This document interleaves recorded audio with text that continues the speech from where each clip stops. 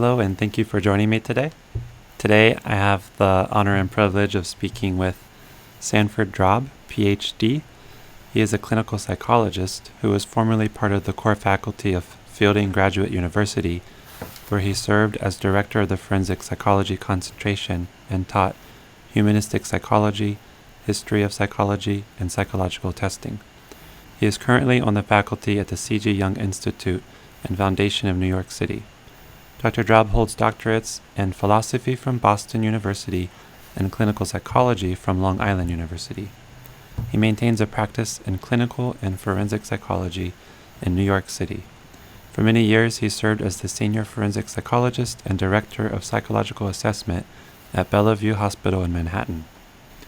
Dr. Drob is also recognized for his writings on the psychology of C.G. Jung and his books and articles which interpret Jewish mysticism from a contemporary philosophical, psychological, and comparative point of view. In the latter writings, he challenges the dogma of theological orthodoxy and understands mystical symbols as providing the basis for an open economy of thought and experience and a charge to mend both one's soul and the environment. Dr. Drob is also a narrative artist whose paintings re-signify biblical and historical themes from a contemporary philosophical and psychological point of view. Dr. Drob, thank you so much for joining me today. Sure, you're welcome. Nice to be with you.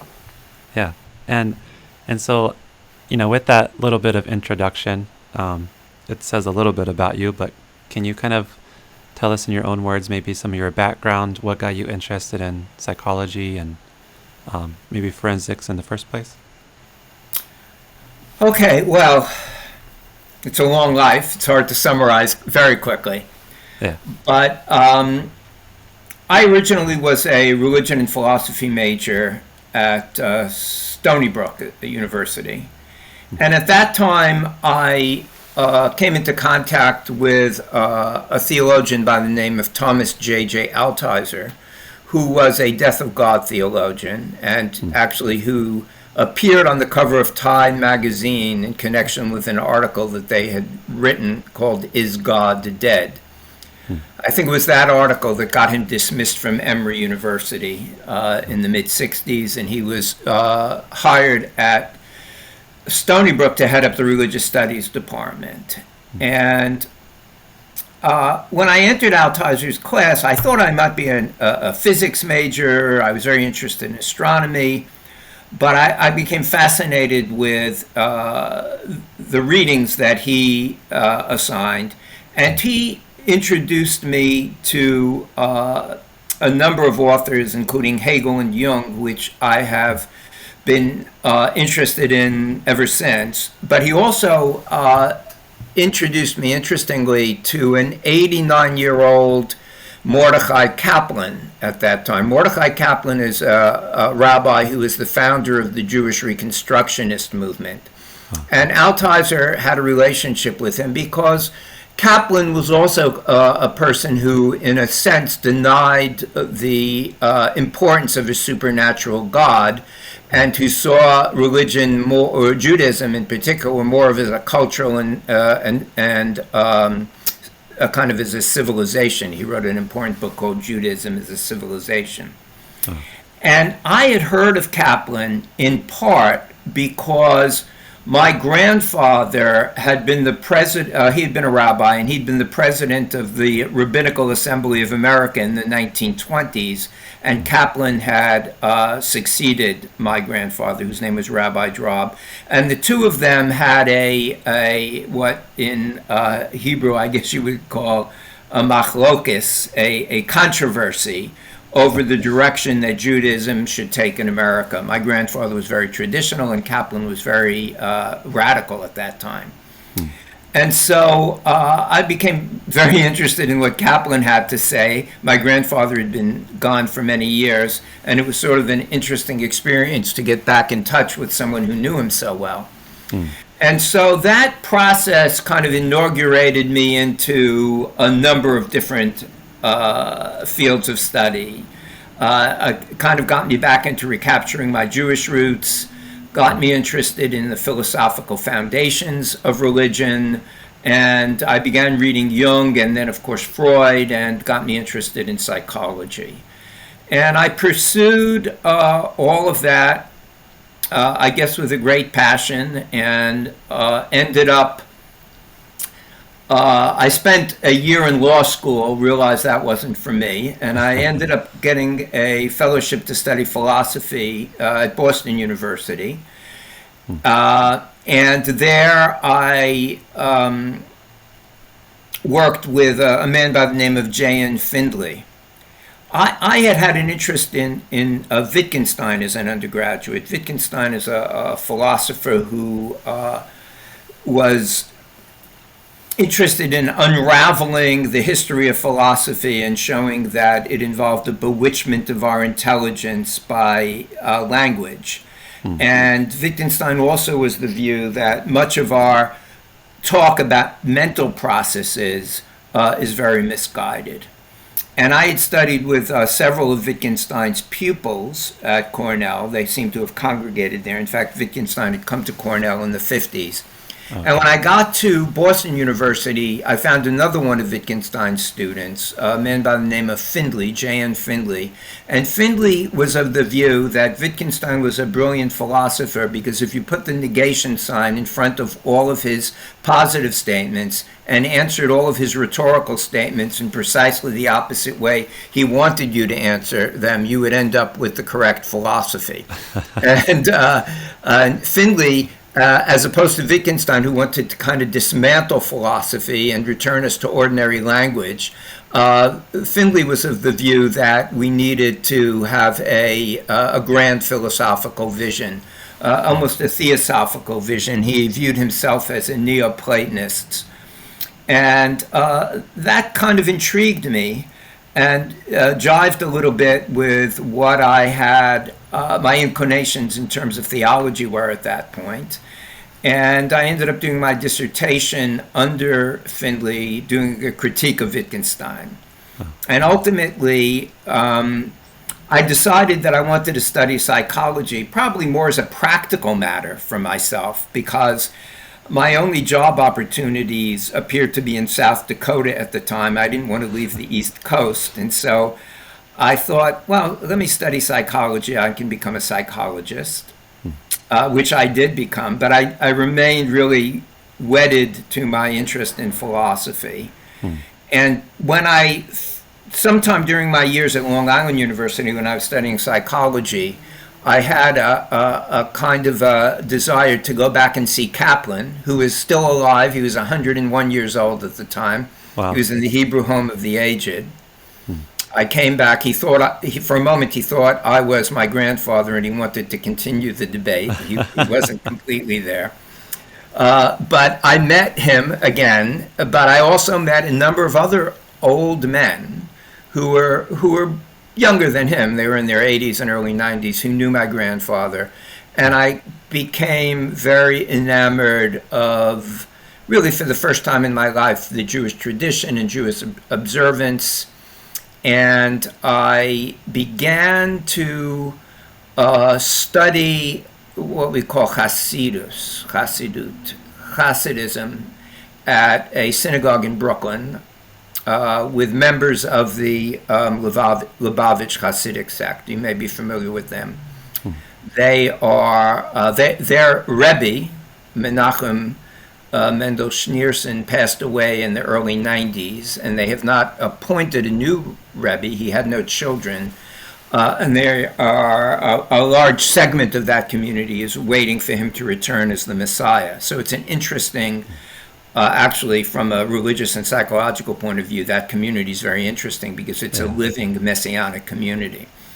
So I began studying with them, and as I was studying Hasidic texts, in particular a book called Tanya, which is written by the first Lubavitcher Rebbe, a man by the name of Shneur Zalman of Liadi, I began to realize how closely related the thoughts in Hasidism were to Jungian thought and Hegelian thought and Neoplatonic thought, and that put me on a road to trying to create a rapprochement between contemporary philosophy and psychology and Kabbalistic Hasidic thought. At that time, I didn't know, or I hadn't realized, that Jung himself had said in an interview late in his life that the Hasidic Rebbe, the Maggid of Mizeritz, had anticipated his entire psychology in the 18th century. So the same thought that occurred to me had actually occurred to Jung himself. And then I guess I think I was in my early 30s at that time. This was many years ago. And I guess I was off to the races, because from that point on, I became interested in this connection. At the same time, I was developing a practice in forensic psychology, in which I examined criminal defendants in insanity cases and in incompetency, and I developed a little bit of a specialty of looking at people who had been to prison for many years and then were exonerated, and examining them for they had legal action, civil rights action, spent 25 years in jail, and it turns out that the prosecution fabricated evidence for you to get in there and you were completely innocent.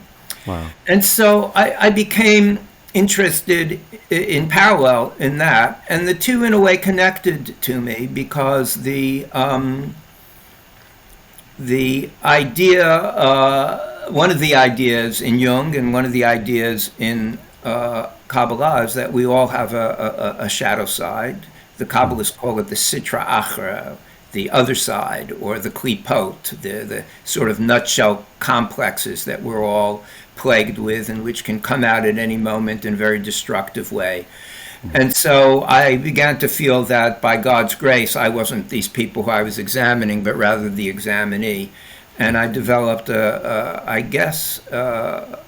don't want to say I developed a love for them, but a compassion for their humanity. And so I began to look at people who are, scorned by society, I guess, in a way that might be more understanding of how they got to where they were. And, I guess I've developed a reputation in New York as being someone who takes a sympathetic view towards the histories of the people I examine, and sees the potential spark of goodness that still exists within them. The Kabbalists say we not only have a shadow side, but we also have holy sparks contained within us, and that it is our task in life to extract those sparks from the complexes in ourselves and the world, and to help restore the world. They call that tikkun ha'olam. So, all right, that's my standing on one foot, I guess, who I see myself as, particularly in the context of what you're interviewing me about today. Yes, sir. Thank you. When I first, so I was going to give a presentation for a class on the Kabbalah, and I came across your writings online. You have like a website with a bunch of different writings on the Kabbalah. Right. And then, so that's how I found you. And then I found that you are also a forensic psychologist, and that you also paint.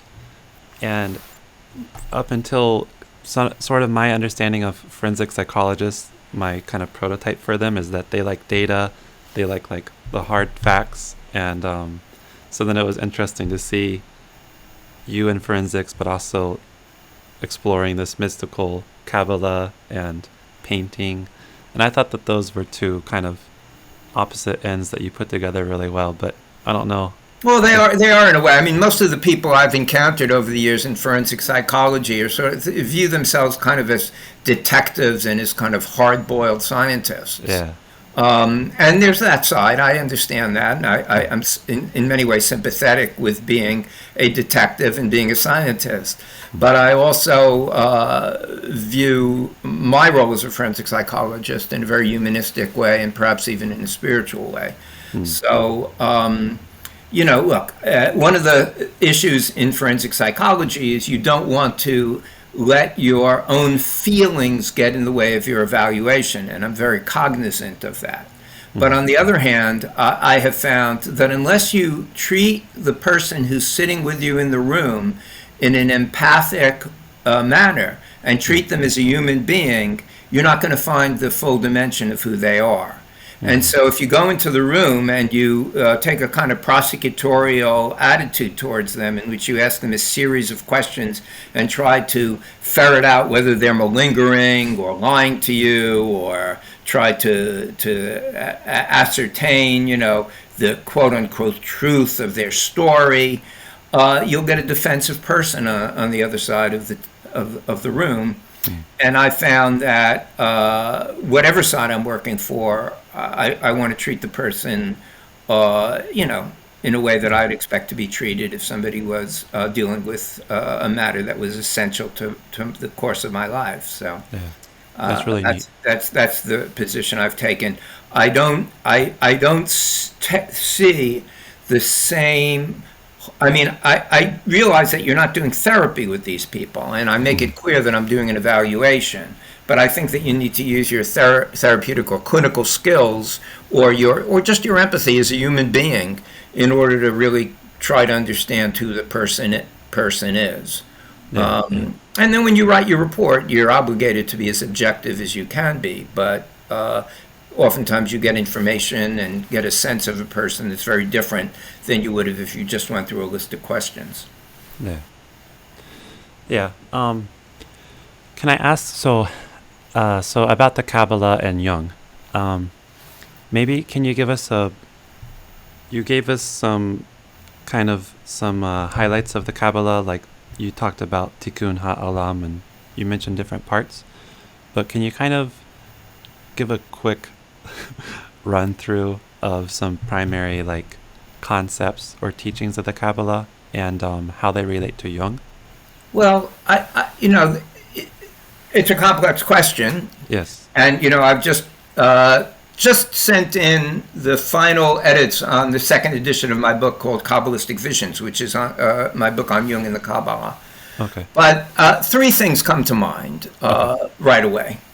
The first I've mentioned already, the notion that human beings have a shadow side, that we are, and not only that we have a shadow side, but that shadow side is necessary in order for us to realize ourselves and realize the world fully. If we deny the shadow, it comes back to haunt us, kind of as like a return of the repressed, and we end up projecting it onto other people, or it ends up erupting in some kind of awful way that we hadn't expected.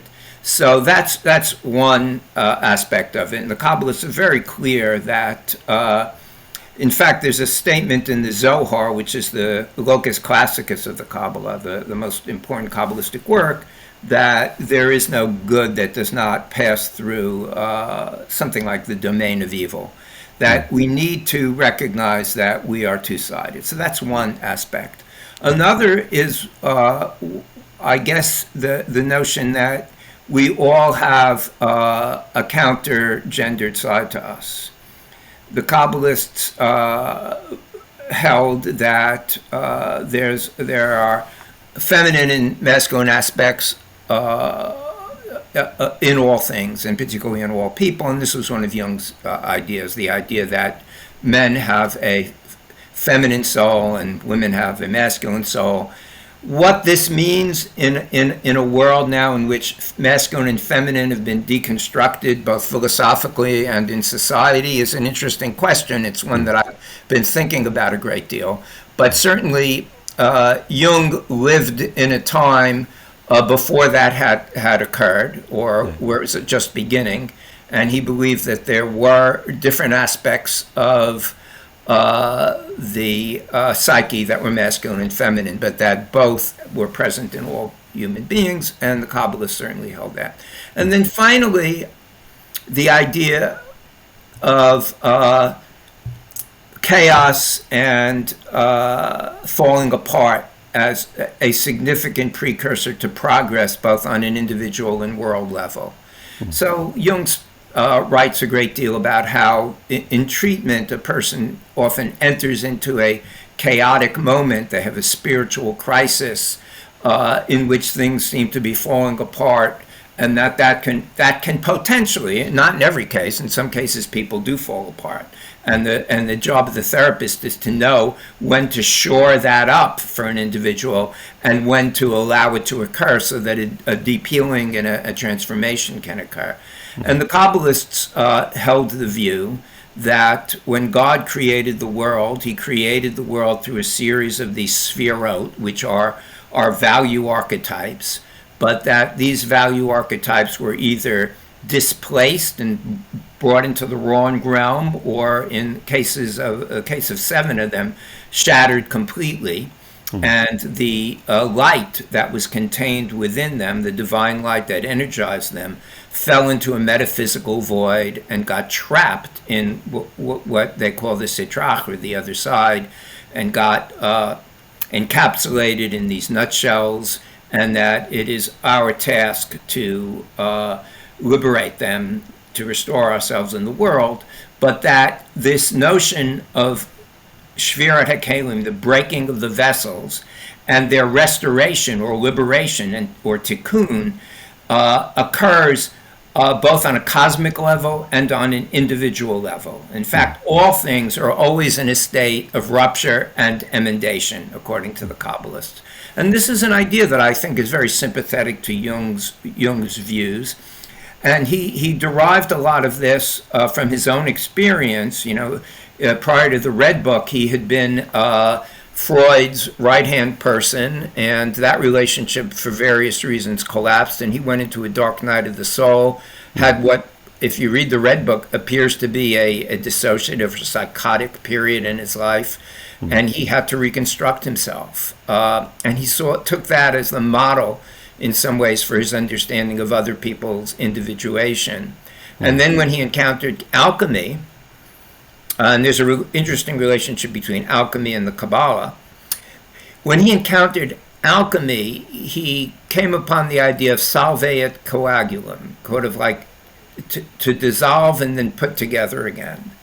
And he came to the notion that very often a certain way of life, which may be effective for a person for a certain portion of their life, falls apart, and there has to be a new integration that occurs. And so he himself encountered this notion of tikkun and the raising of the sparks. He writes about it in some of his letters and references it in answer to Job.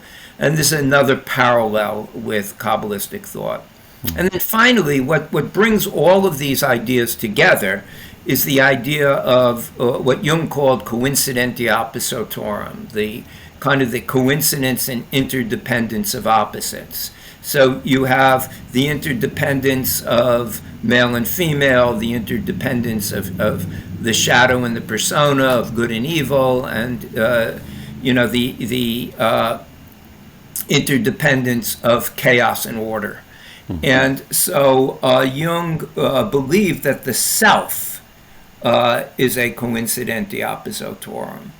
And that particular idea is one that I pursued both within Kabbalah and Jungian thought, but also in the history of philosophy. And in my book, Archetype of the Absolute, which is subtitled The Unity of Opposites in Mysticism, Philosophy, and Psychology, I tried to show how this idea is it's not mainstreamed in the history of Western thought in particular, but that it serves as an undercurrent to much of Western philosophy and spirituality, and is certainly present in Eastern thought. And I utilize that idea both as a vehicle to understand psychological processes and the efforts that we have to center ourselves and make ourselves whole, but also as a vehicle to resolving certain fundamental philosophical problems, the relationship between language and the world, between matter and ideas, things like freedom and necessity. I see them as complementary ideas. Free will and determinism are complementary ideas rather than oppositions. They're in some ways interdependent ideas. And that's something that I think is very much present, implicit in the Kabbalah, and is very much present in Jung. In fact, there are Kabbalists, Azriel of Girona, for example, who says that God is a union of contradictions, of all contradictions.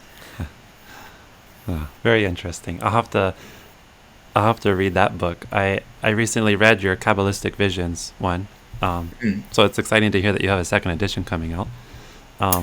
Right. The publisher, unfortunately, Spring Journal Books went out of business a few years ago, and Routledge, which publishes a lot of books on Jung, picked up some of their titles, and I was fortunate enough. I have another book on Jung's Red Book, which is really a trip of the mind in and of itself. That work. I don't know if you've seen it, but it has Jung's paintings in it. It's a really fascinating work, which really details his spiritual crisis, his psychological crisis, and also the formulation of his early formulation of his ideas. I know the Red Book is recently published, the last 15 years or so. I haven't read it yet, but I've heard people speculate that either he had a psychotic break during that time, or he was on psychedelics during that time, or just all kinds of different people trying to figure it out. It's a good question. I mean, I can't rule out the possibility that he used psychedelics, although there's no evidence, as far as I know, that he did. I think that he had a kind of dissociative aspect to his personality. I think he was hyper imaginative. I think he went with it, and he allowed his imagination to go where it would go. And in some places, it I took an interest in these patients who are classified as dissociative identity disorder, or who have possession states, or other dissociative phenomena. And I came to the conclusion that these people, after working at Bellevue for many years, that they had what I call a metastatic carcinoma of the imagination. Their imagination just sort of like multiplies and metastasizes all over the place. They're not genuinely psychotic in this. They're not schizophrenic. They come back to reality after a while, but their imagination runs really, really wild. And I think Jung is a figure like that. And I think that during that period, he was deeply depressed. He let his imagination run wild. I also think it's possible that he may have played up some of the craziness for effect. Jung is a complex figure. He's brilliant at times, and at times it's kind of like hard to stomach some of the things he says. He also has this horrible history of what appear to be anti-Semitic ideas and thoughts and behaviors prior to World War II. Then he becomes very enamored of the Kabbalah and says the Hasidim anticipated his whole psychology. So he's a really complex figure, and it's hard to figure him out. But I don't see the Red Book as simply a pathological manifestation.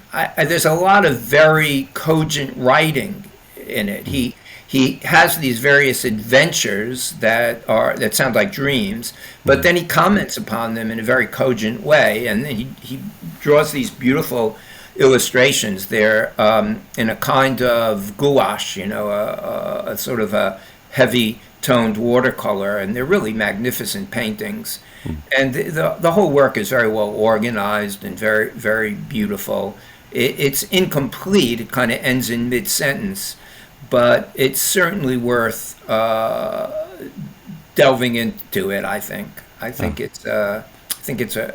it's worthwhile. It has elements of Nietzsche's Zarathustra, or maybe even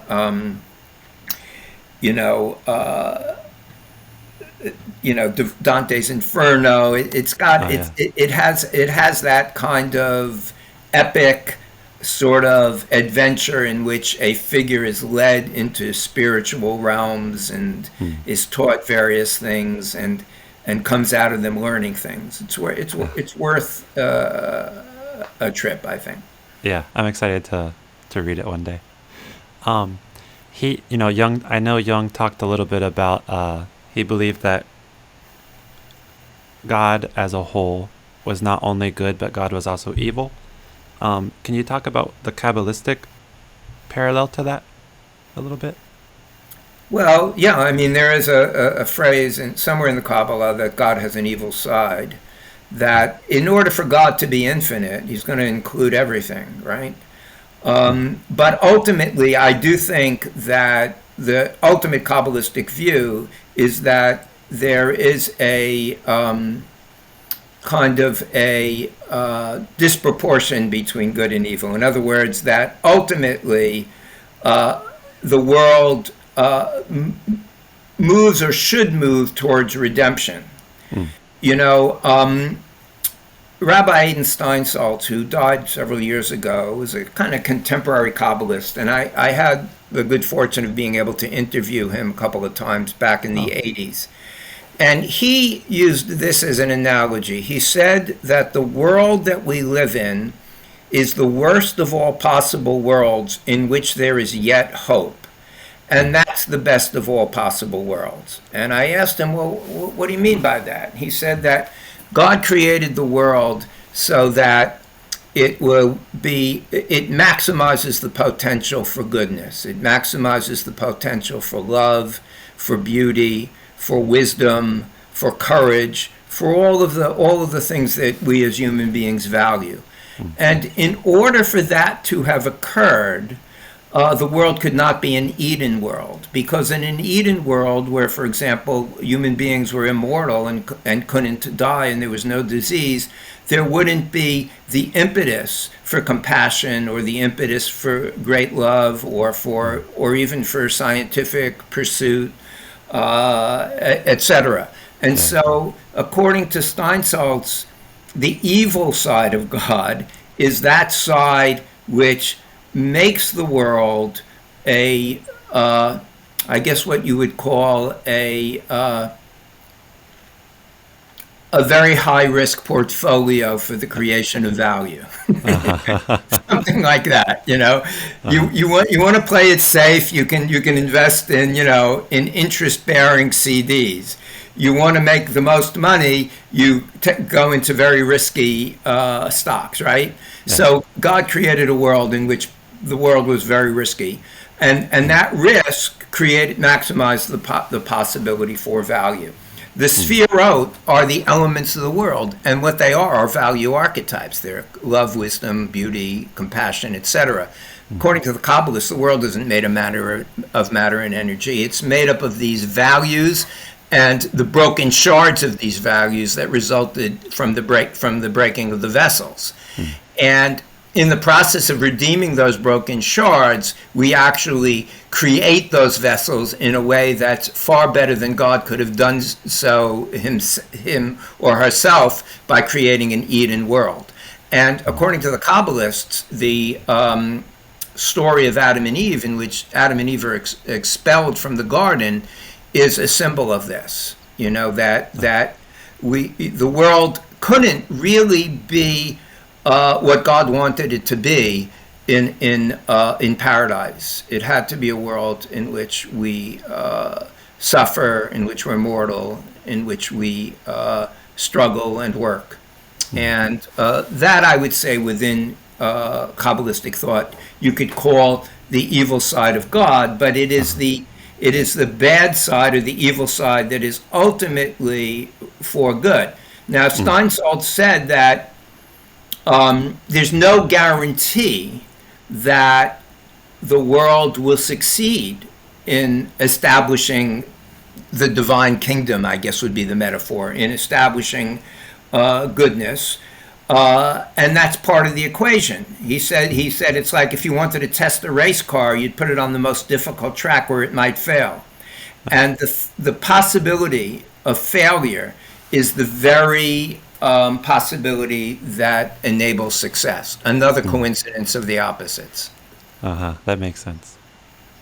Good. Thank you. I mean, Thank you. it's an interesting philosophical idea. When people are suffering and they have cancer and they've got, and their children are killed, by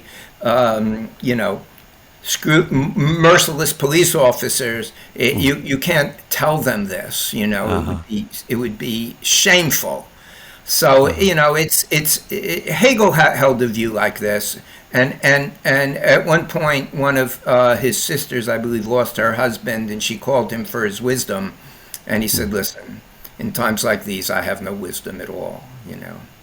So it's a way of thinking, and I think it bears a certain truth, but it also has it's a little glib at times.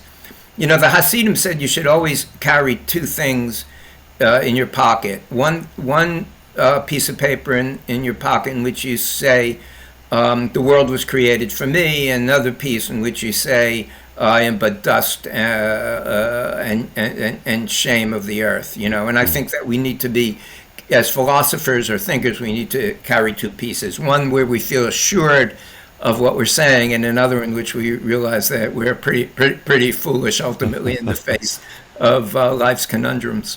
Yeah. Okay. Yeah. Did you go to a Jungian institute, like to get certified to be a Jungian analyst? No. Oh. No, I never did that. I was busy getting 2 doctorates, dropping out of law school and then getting 2 doctorates, and I thought I had enough education. And I'm not an analyst, and I don't practice. Years ago, I practiced psychotherapy. I practiced psychotherapy until I was about 50. Okay.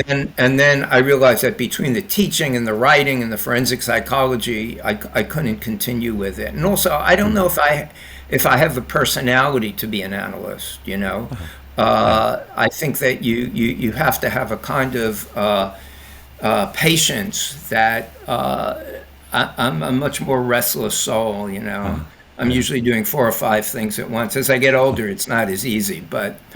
So I never wanted to be an analyst and never became one. And my teaching at the Jung Institute is I'm not teaching people how to do analysis, although I guess I have some ideas about it, having practiced therapy and having been a patient. But I'm mainly teaching, the theoretical classes there. Okay. When did you get into painting? Oh, that's an interesting story in itself. Back when I was in high school and my first year in college, I was drawing a lot, but I was very interested in drawing like the old masters. I wasn't particularly interested in modern art at that time. Yeah. And my efforts were kind of discouraged by the art departments. And so I wasn't expressive enough. I was trying to be too meticulous. And I didn't want to be less than meticulous. So I started doing with my girlfriend at the time. I started doing cartoons, stick figure cartoons, and stayed around the periphery of art. But then after a time, I kind of looked back and I said, "Wow, they really stifled my interest in this." And I decided to see if there was a place where I could train to paint in a more academic or old master style. And by the time I did this, we're talking now not that many years ago, less than 20 years ago, there was an art renewal movement in the United States which sought to train people in oil painting, in drawing and oil painting in a manner that really fell out of favor with the advent of modern art. And so I got involved with a place called the Grand Central Academy, which taught that. And then I hooked up with one of the artists there and began painting in her studio.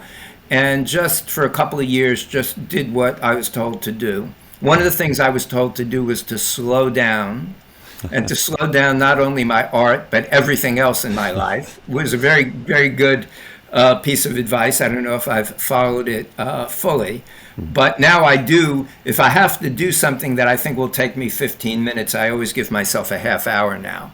and it's been a real blessing. But when it came to painting in the way that I wanted to paint, I was told, listen, you're spending the whole day on the nose. Don't even go to the eyes, you know. So I learned to slow down, and I learned to paint in this kind of style.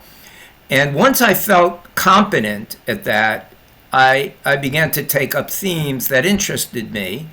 Many of them were religious themes or biblical themes that I wanted to paint either from a Jewish perspective or from a critical perspective.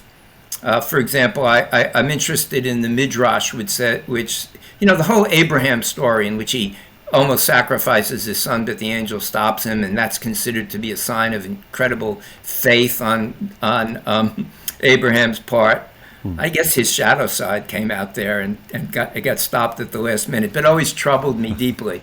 And there's a Midrash, a story that's, you know, outside of the Bible, but which is still part of the tradition, that says that Abraham actually killed Isaac. So, and the angel was too late. So I painted that, you know. Cool. So I began painting these themes in ways that were perhaps a little critical, at the same time being very traditional. And also I began painting some political topics. You know, something that's a little disheartening now in the world of art is that with all of these computer programs now that are painting and that are taking people's art and recombining it, it's particularly frustrating. You know, if you're a representational artist, you've suffered a lot of blows over the years. The first was the advent of photography. You know, prior to photography, the landscape painters, you know, Church and people like that, they would go out west, they'd paint these huge 10-foot, 12-foot canvases, bring them out east, and they'd be able to charge people to see them because nobody had ever seen these mountain views in the Rocky Mountains. There wasn't any photography. Then the photography came, and these people were kind of run out of business for a while. So then you have the advent of modern art, right, and representational art kind of, you know, took a back seat. And then just as it's beginning to come back with this art renewal movement, you know, have these computer programs that are creating representational art. So frustrating. If you want to have your painting painted in a Renaissance style, you just give it a photograph, and in 4 seconds you've got the painting. It would take me 3 months to do it. So, you know, we're constantly having to, as an artist, we're constantly having to stay ahead of technology in a way. And it's, I mean, the whole advent of technology is a whole other topic. I recently submitted an article which to a journal of theology and philosophy called "Are You Praying to a Video Game God?", in which I look at the idea of the traditional God and consider what that idea of the traditional God might mean if we're living in a simulation and where our world is controlled by a computer at a higher level of reality. Then we'd just be praying to some computer, you know, in the higher level of reality. And I use that as a springboard for a critique of what I call very simplistic understanding of divinity. But, you know, the whole artificial intelligence is something that is has kind of inundated a lot of the topics that I'm interested in. And how to cope with that is really both fascinating and I think very challenging. Yeah. Dr. Drob, where can people find you? Where can they find me? Where can they find your artwork or your books? They can find my artwork at sanforddrobart.com, and they can find my writings on Kabbalah at New Kabbalah, NEWKABBALAH.com. There are other websites, and I have different blogs exploring certain themes. Put my name in there, you'll find it. Sanford Drob, D-R-O-B. Okay. All right. Thank you so much. Thank you so much for joining me today. It's been a real pleasure. I appreciate it. Okay, Daniel. Let me know where I can take a look at this.